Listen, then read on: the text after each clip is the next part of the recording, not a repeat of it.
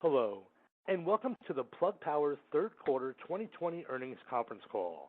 At this time, all participants are in listen-only mode. A question-and-answer session will follow the formal presentation. If anyone should require operator assistance, please press star zero on your telephone keypad. As a reminder, this conference is being recorded. It's now my pleasure to turn the call over to Teal Hoyos. Teal, please begin. Thank you. Welcome to the Plug Power 2020 third quarter earnings call. This call will include forward-looking statements. We intend these forward-looking statements to be covered by the safe harbor provisions for forward-looking statements contained in Section 27A of the Securities Act of 1933 and Section 21E of the Securities Exchange Act of 1934. We believe that it is important to communicate our future expectations to investors. However, investors are cautioned not to unduly rely on forward-looking statements because they involve risks and uncertainties, and actual results may differ materially from those discussed as a result of various factors, including but not limited to risks and uncertainties discussed under Item 1A, Risk Factors, in our annual report on Form 10-K for the fiscal year ending December 31st, 2019, as well as other reports we file from time to time with the SEC. These forward-looking statements speak only as of the day in which the statements are made, and we do not undertake or intend to update any forward-looking statements after this call. At this point, I would like to turn the call over to Plug Power's CEO, Andy Marsh. Thank you, Teal, and thank you for joining Plug Power's third quarter conference call. I'd just like to provide a few minutes overview. Please refer to our investor letter for a detailed description of the past quarter. First, I'd like to highlight our operational performance. The company achieved $126 million in gross billing. This represents a 106% increase from the third quarter of 2019. Second, this quarter is really a strong validation of our business model in years to come. I think many of you know we're targeting 20% Ebitda in 2024. We achieved 19% Ebitda on an adjusted basis this past quarter, generating $21.2 million of adjusted Ebitda. The cost of warrants greatly increased this past quarter because of our increasing stock price, which can hide this significant achievement. Third, and just to highlight the acceleration of our business, in all of 2018, we shipped approximately 5,000 units versus the 4,000 Gen Drive units delivered the past quarter. We also built 13 hydrogen fueling stations this quarter, again another record. This business is growing as expected, and we are moving into on-road vehicles and large-scale backup power systems. First, on on-road vehicles, we have deals with Linde, Doosan, and Lightning. We also have a fourth large OEM, which we are deploying vehicles for testing in Europe. Our approach to the on-road vehicle market is really straightforward. Partnerships or ventures with large OEMs, which may require some product modifications on our part for large-scale business, and standard products for integrators and low-volume applications. Now, the reason we can do it is because of the high density of our ProGen module, which is 30 to 45% higher power density than our competitors, making our products easier for customers to integrate into existing battery electric vehicles. Very similar to our approach to electric forklift trucks. These same ProGen building blocks we've developed for on-road vehicles is leveraged into our large-scale backup power solution. We have closed deals for this product and will be deploying units at the end of the second quarter 2021. I've become increasingly more excited about this opportunity for both data center customers, and now I'm finding logistic customers. The same restrictions limiting deployment of internal combustion engines in certain regions for vehicles, we are now also seeing similar regulations impacting the deployment of diesel generators for large-scale backup power systems. Fuel cell and hydrogen, because of energy and gravimetric density, have the same advantages in the market as on-road vehicles versus batteries. An example that I've been told from both a logistic customer and a data center customer that the regional restrictions are real. For example, California is informing customers that they must prepare to have 96 hours of backup power because of the instability of the electrical grid. And by the way, they say, you can't use diesel gen sets. We believe that hydrogen fuel cells are really the only viable solution to meet this requirements. And it's more, I think what's more important, in my opinion, I think you're hearing end customers say the same. I also like to highlight our progress in building 5 green hydrogen plants that will generate 100 tons of green hydrogen by 2024. We have announced partnerships with Apex and Brookfield to provide a source of green hydrogen from solar, wind, or hydropower. We're in the design phase for 2 of our new hydrogen plants and expect completion by the end of 2022. We are leveraging our expertise in operating and designing plants from our recent United acquisition and the ability to convert renewables into green hydrogen from our acquisition of Giner ELS. The demand for green hydrogen is closely tied to our present customers' sustainability goals.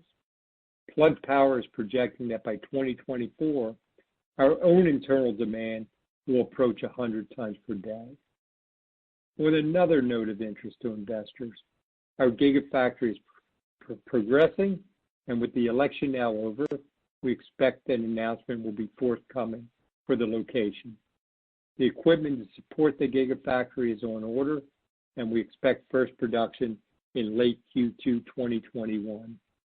And finally, I'd like to highlight that we will be increasing our gross billing target for this year from $310 million to $325 to $330 million. The demand for our products will continue to grow, and this will be another record quarter. Paul and I are now ready to take questions. Thank you. We'll now be conducting a question and answer session. If you'd like to be placed in the question queue, please press star 1 on your telephone keypad. Once again, that's star 1 to be placed into question queue. If you're on a speakerphone, it may be necessary to pick up your handset before pressing star 1. One moment, please, while we poll for questions. Our first question today is coming from Colin Rusch from Oppenheimer. Your line is now live. Thanks so much, and guys, congrats on all the progress. Can you guys talk Colin. through, Andy, it's always good to hear your voice. As you're looking at these hydrogen plants, and I know you've done a lot of work on the financing side, can you just give us an update on where you're at, the number of partners you're thinking about working with on the finance side, and any sort of detail around deal structure that you guys might be looking at this point? So, Colin,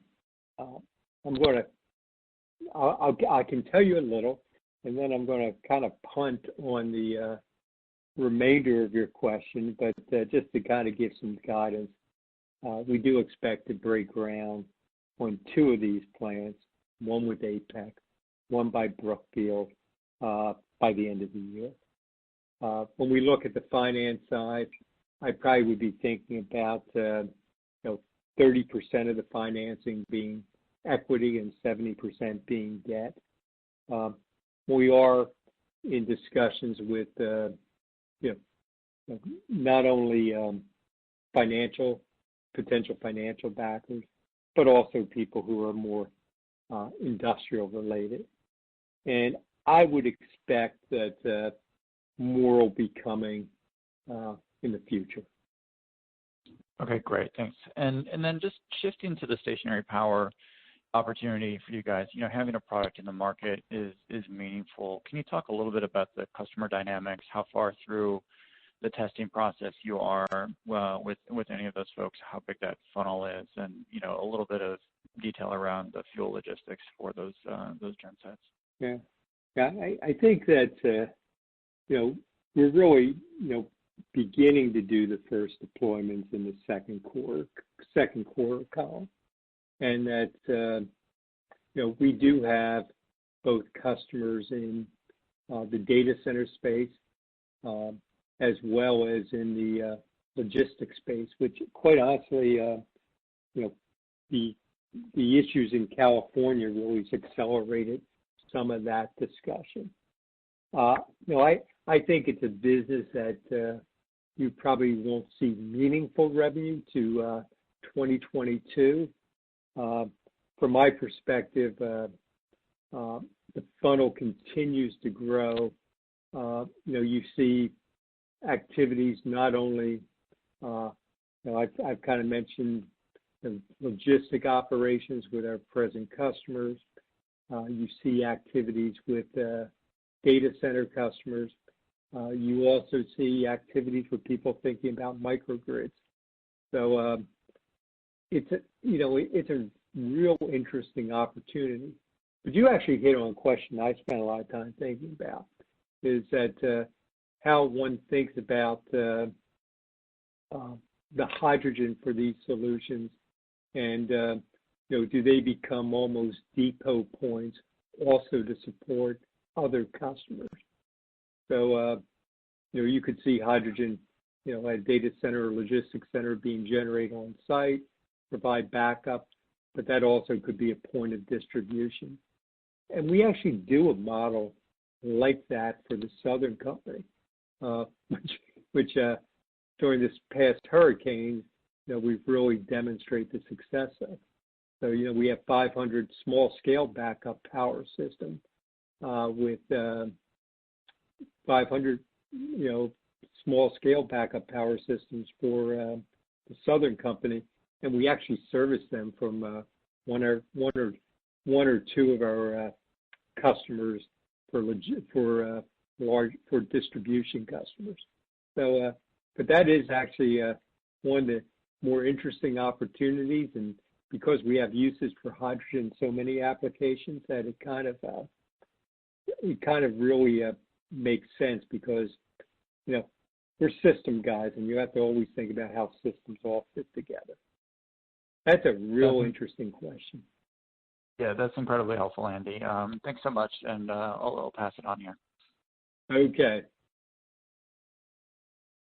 Thank you. Our next question is coming from Craig Irwin from Roth Capital Partners. Your line is now live. Good morning, and thanks for taking my questions. Good morning, Craig. Hey, Andy. Congrats on a really solid quarter here. I mean, it's nice to see Plug really showing that it can deliver.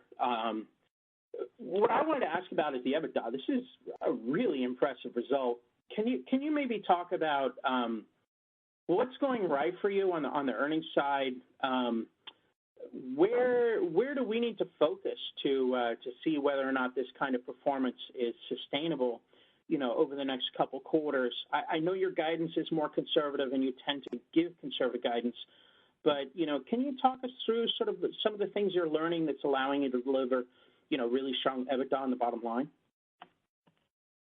That's a good question, Craig. And first, I think the easy part of that is delivering on this next fourth quarter for our increasing guidance. But if I then take a step back, I think one of the critical items is the announcement of the next pedestal customer. Jose Crespo, our EVP of Sales, is actually working with 4 customers, 2 in Europe, 2 in North America, who could be that next pedestal customer. And if I was monitoring Plug, that's an item I would monitor. I would be monitoring, are they making an announcement for large-scale backup power systems and on-road vehicles that could be meaningful to 2024 revenue? So that would kind of be another guidepost I would use. And then I would look at our success. Look, I'm saying we're breaking ground by the end of the year on 2 sites. I would be looking for some meaningful announcements and more details about those two sites with hydrogen. So that's kind of my PowerPoint for the next 90, 450, and 450 days, and they're the kind of things I'm looking for to make sure we're on track. Thank you for that. So usually when Plug has such a strong quarter like this, the stock responds very favorably, very positively, but the stock is, maybe a little bit more tepid than many of us would have expected. It seems like your guidance, the raised gross bookings or gross billings guidance, implies, 84 to 89 million in the fourth quarter, and consensus is out there at 90 million. Can you maybe tell us if there was something pulled forward in the third quarter from the fourth quarter? Is there something seasonal where some of your pedestal customers can't take deliveries in the Thanksgiving, Christmas holiday period because it interrupts their sales? What's going on there with the sequential revenue progression, given that you've had such a strong quarter now and it doesn't read as strong? Is this just conservative? Are you just giving us numbers that you're very confident you can make? Yeah, Craig, I've learned to be, I've done this for a dozen years, and I've been less wrong recently than I've been in the past. So it's taught me to be conservative. That being said, I think you also make another really valid point. My major customers are in the logistics business associated with and their big business and season is the holiday season. And during the holiday seasons, they don't want to change everything. They spend all year preparing, and so I think you see the mix of customers in the fourth quarter different, and this happens every year. You see more activity in the auto space and manufacturing in the fourth quarter, and we generally see earlier in the year and less in the logistics space. So I think, again, this next quarter is going to be incredibly stronger than the fourth quarter of 2019. And, we see the first quarter 2021 increasing dramatically from the first quarter of 2020. So we're seeing the progress all along. Thank you for that color. My next question is about UHG and the Tennessee plant. So can you just give us a little bit of color? I guess color is a good pun. Do you consider this a green, gray, blue hydrogen plant, given that you are using waste hydrogen off one of Olin Chemicals' plants? And can you maybe comment about the carbon intensity of that plant on a relative basis versus the other plants that produce hydrogen for transportation and fuel cells in North America? Sure. So, what do I consider? I think it's fair to consider it a blue hydrogen plant. And I think, Craig, you mentioned I'm conservative about definitions, and I think a pure green hydrogen plant is one that is coming from hydropower, coming from wind, coming from solar. Even though look, the plant in Tennessee, that hydrogen just be burned off in the air if we weren't using it. From a CI score, we're actually doing a deep dive at the moment, and our goal is a CI score for that plant that we get to about a 50 CI score, and at the pump. And our other goal is that Craig, we're looking to ultimately deliver that hydrogen using fuel cells and green hydrogen to bring it to the customer. So there's less of an impact from wells to wheels. But look forward to telling you more about that. We're having a detailed study going on at the moment. Hello. Thank you. Our next question is coming from Eric Stein from Craig-Hallum. Your line is now live. Hi, Andy. Hi, Eric. How are you? I'm doing fine. How are you? Good. Good. So I jumped on a little late. I apologize if I'm going to cover some things you already have. But so curious on I know you've talked about 4 on-road programs. You're targeting mid-21, where we could see some movement there and where it could start to contribute to revenues. But I know you're also talking about a large OEM in Europe. So, curious, is that one of those 4? Is this a new customer or partner? And then, maybe what we can look for as part of that relationship? Sure. So it is one of the 4, Eric.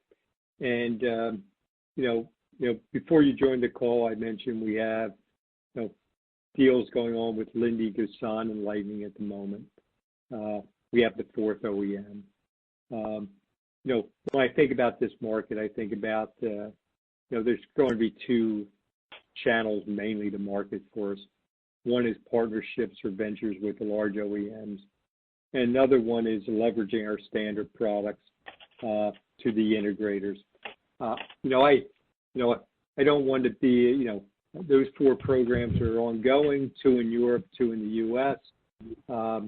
Look forward to making more announcements, as soon as possible. But,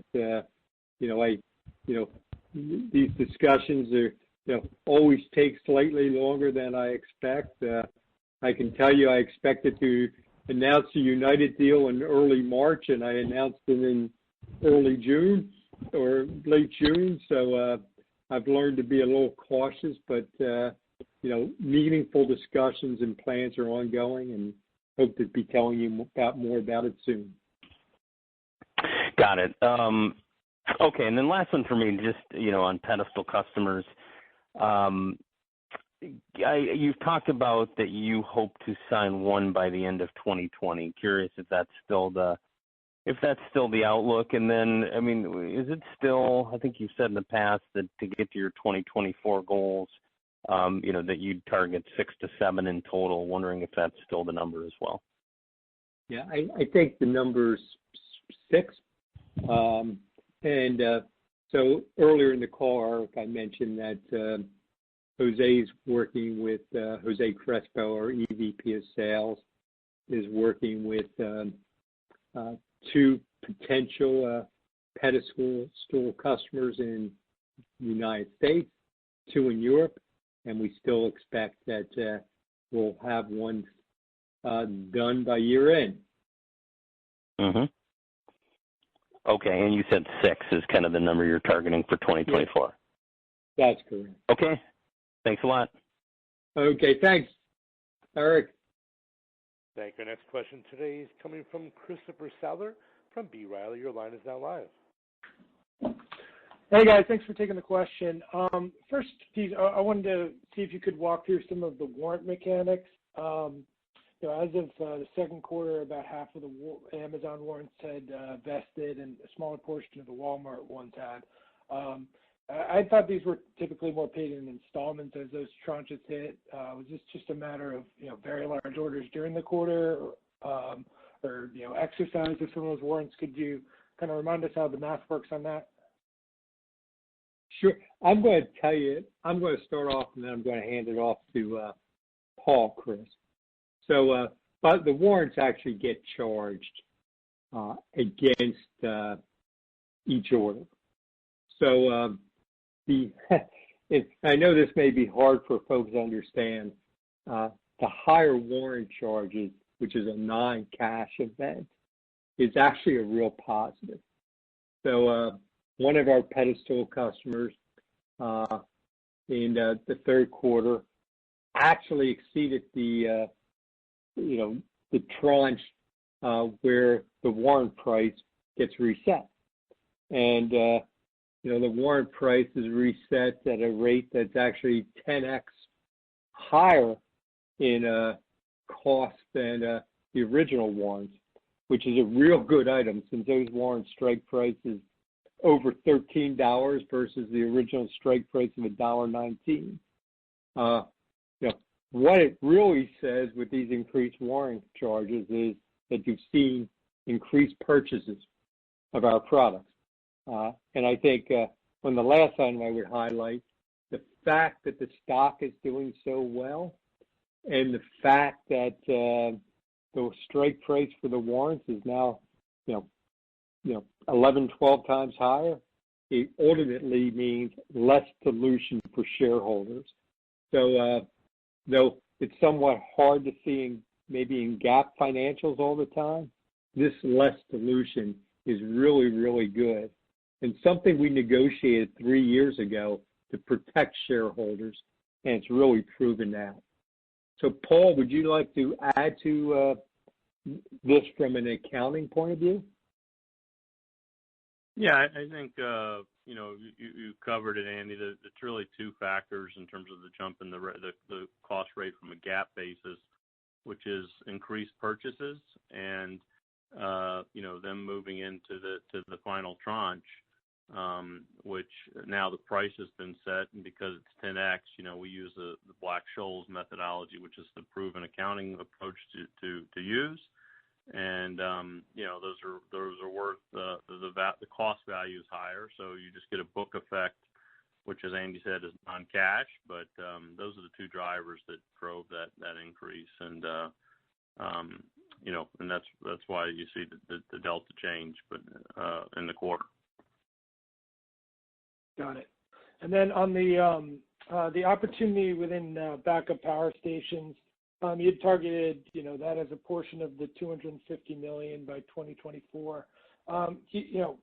Maybe just from a high level, do you see this progressing similar to material handling, where it's several kind of key customers that are going to be doing kind of the lion's share? And how many customers do you think you'd need to kind of hit those longer term targets? Is it going to be kind of announcements like that give visibility? I just wanted to get an idea of what the ramp and pipeline should look like there. Chris, that's a good question, and I think there are some differences. One, I think you're absolutely right that the initial ramp of that business will be more associated with large customers or large owners of data centers. I think some of those names, and I think that'll be the initial success.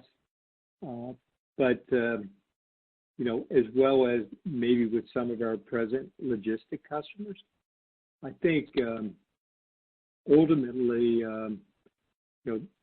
large-scale diesel generators are going to have more and more, I'll say, policy pressure and customer pressures, and that I think that you'll see more and more enterprise opportunities.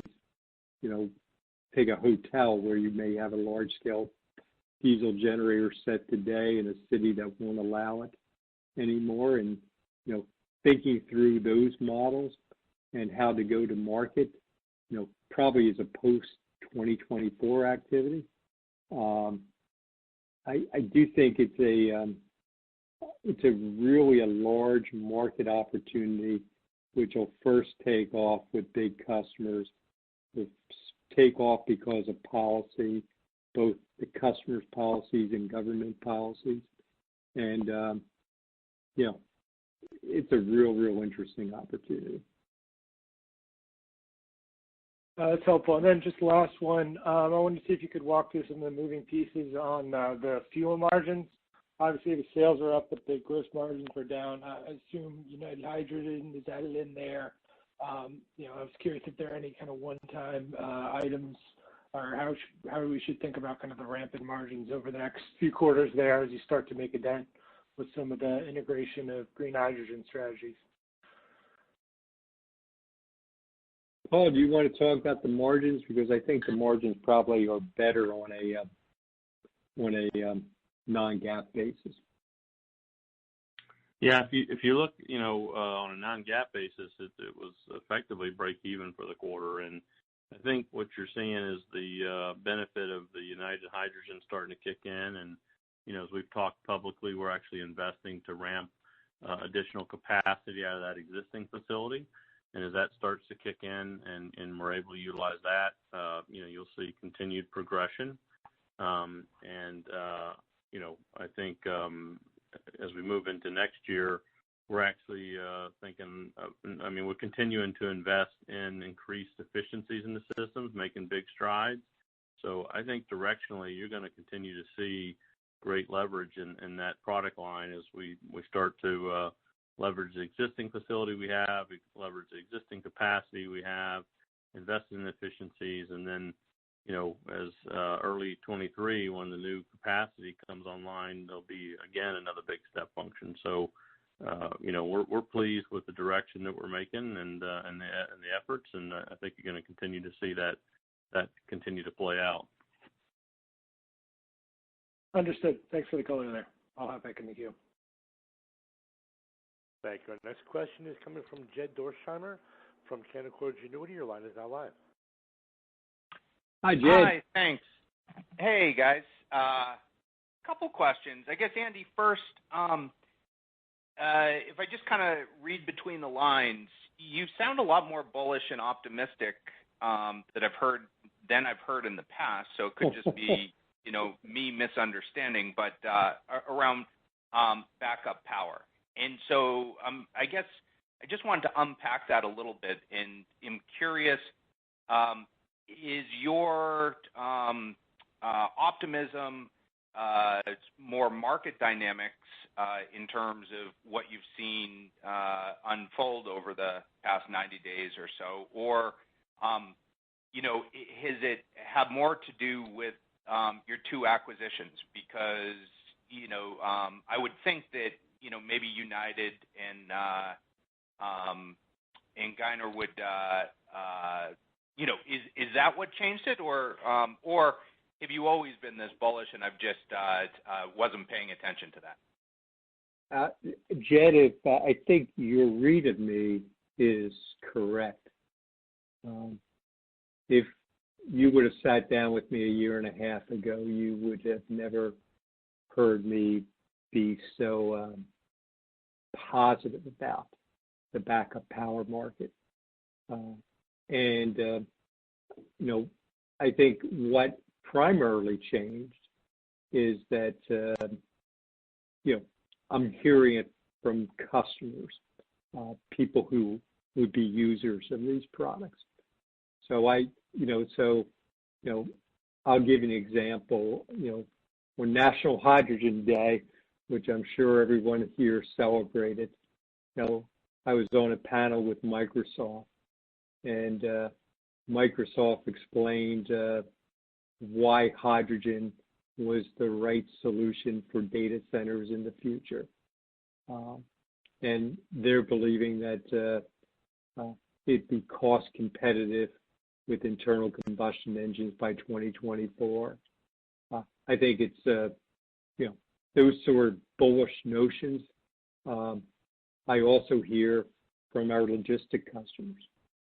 And then, finally, I think you hit on another point that our ability to provide a full system solution with electrolyzers, as well as ability now to distribute hydrogen, which I think is going to be important for large-scale backup power, as all, the combination of both of them have made me more bullish about this market.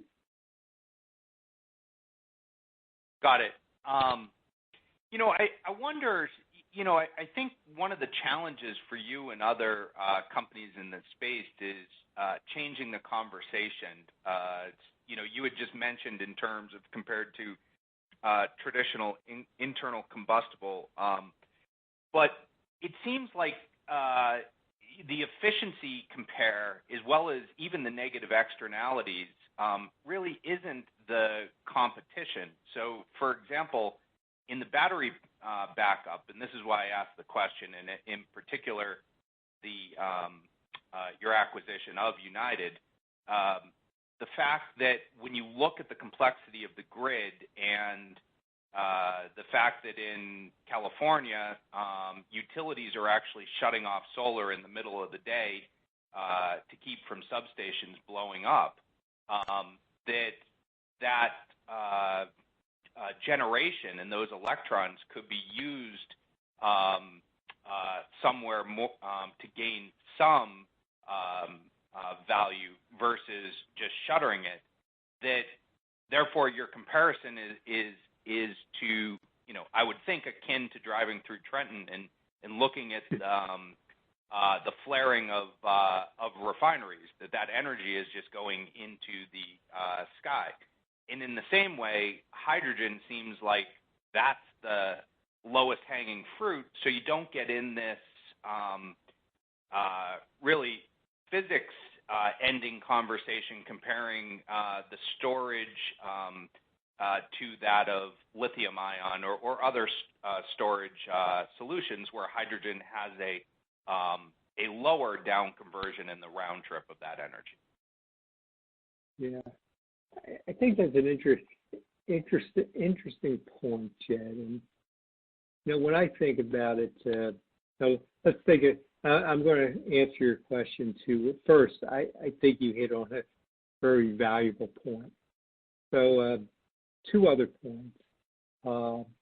One, when one thinks about storage, there's been significant work done by people like Jack Brower at UC Irvine, by the DOE, that kind of shows that from a energy density point of view, from a cost point of view, that after about 11 hours, hydrogen is the best storage medium. In a place like California, you not only have to think about inter-day storage, but long-term seasonal storage.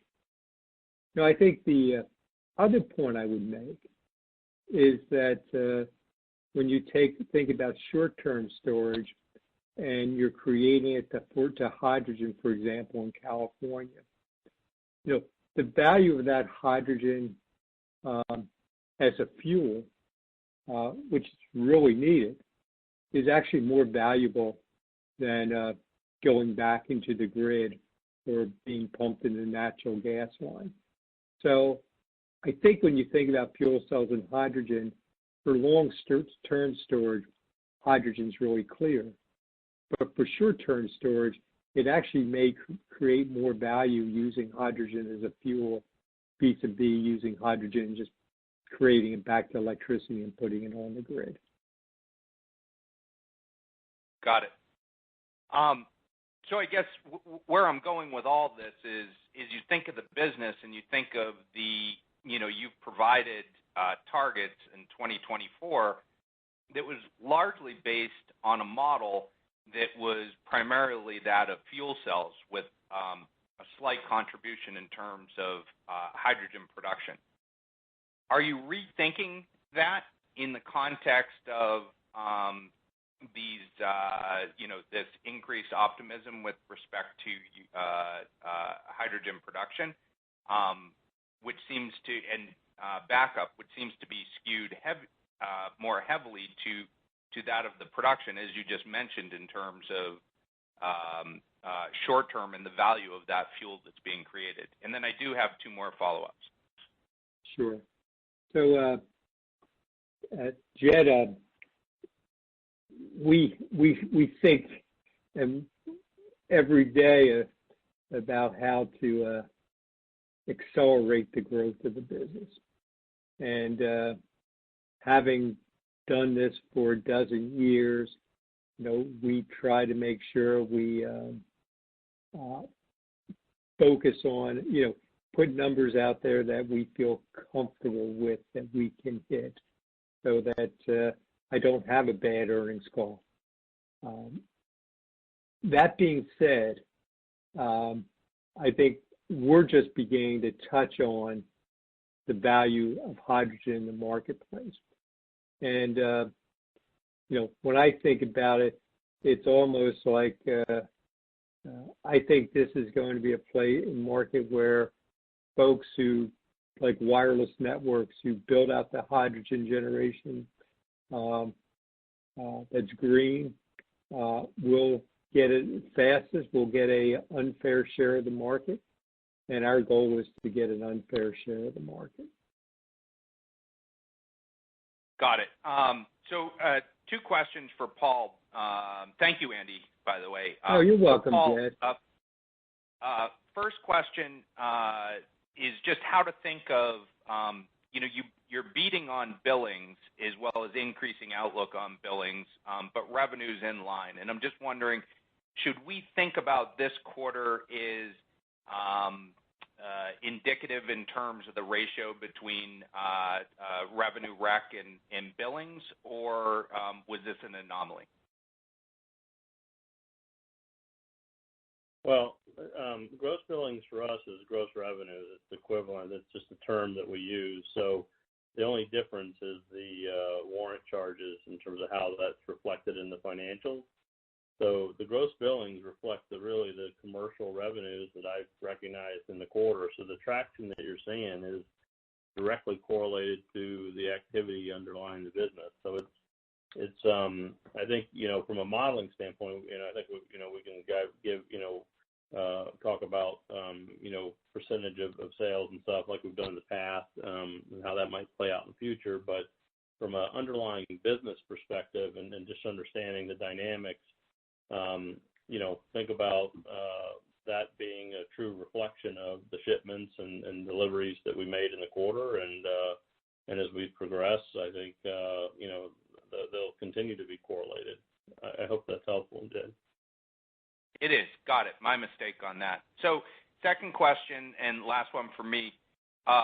So Paul, you were quoted in terms of saying that I think in a publication, one of the most important things for Plug would be that of the ITC tax credits for vendor financing.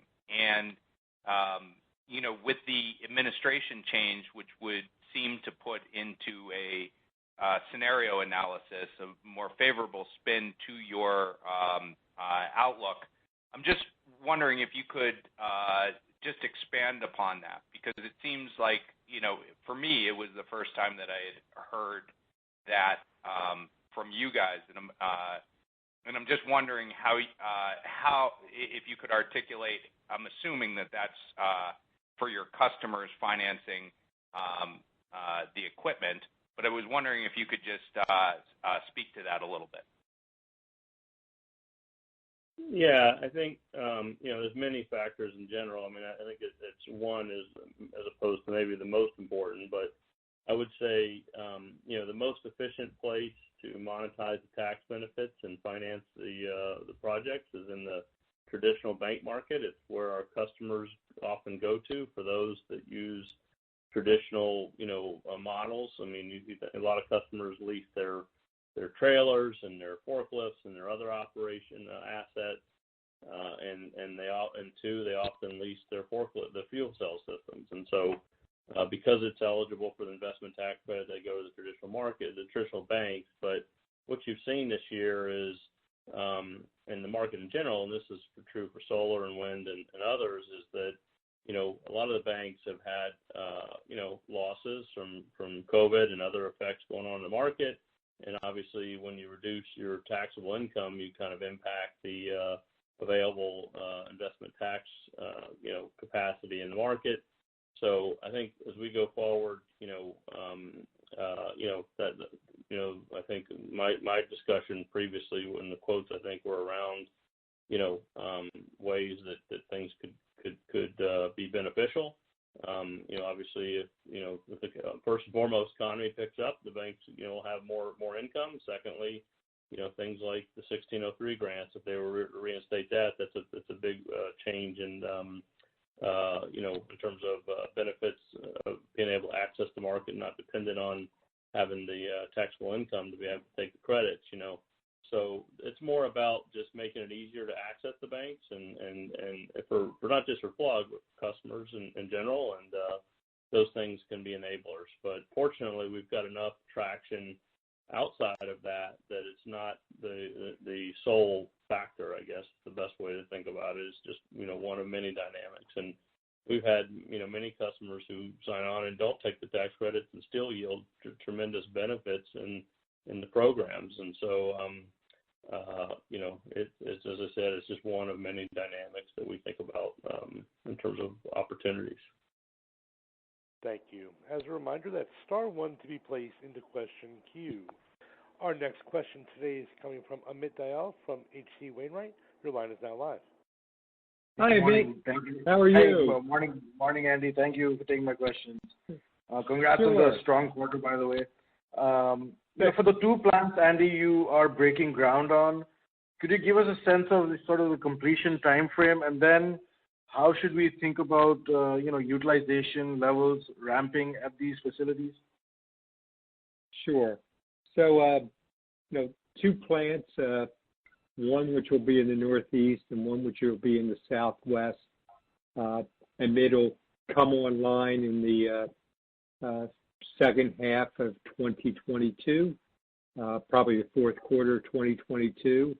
And we would expect that those plants would be fully utilized, I would say, by early 2024. Understood. Thank you for that. And do you have a sense of maybe sort of the margin impact from these plants, getting to full utilization in the 2024 period? Yeah. So at full utilization, we expect these plants to be in line with a 30 to 35% gross margin. Wow. Thank you. That's very helpful. Yep. And just sort of, when we look at these warrants, right, previously, they've seemed to be a little bit of an overhang, but do you feel these are now sort of a little bit of an edge, protecting or has protected the business from maybe competitors, et cetera, given that, these large pedestal customers were tied to, just not really being able to go to anybody else but you guys?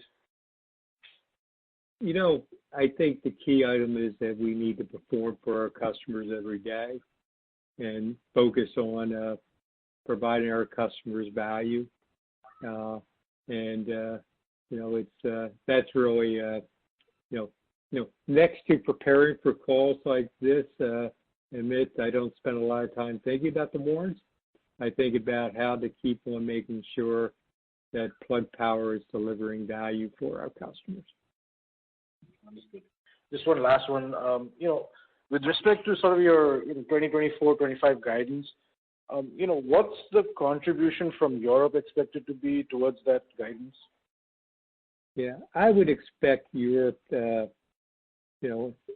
if I look at next year, I think Europe contributes 10% of our revenue, and I would think by 2024 you can expect it to be in the 15 to 20% range. Understood. Yeah, that's all I have, Andy. Thank you so much. All right. Take it easy, Amit. Thank you. Our next question today is coming from Moses Sutton from Barclays. Your line is now live. Congrats on all Moses. the execution. Yeah. Hi, how's it going, Andy? Okay, Moses. You're last but not least, Moses. Oh, thank you very much. Appreciate squeezing me in at the end here. And apologies if I missed this before, but did you provide 2021 adjusted EBITDA target, or just even if you could speak more generally, is the EBITDA margin going to be above 15%? Or we're looking at 60-70 million range off of the 450 million in billings? Any sort of directional view there would be quite helpful. Thanks.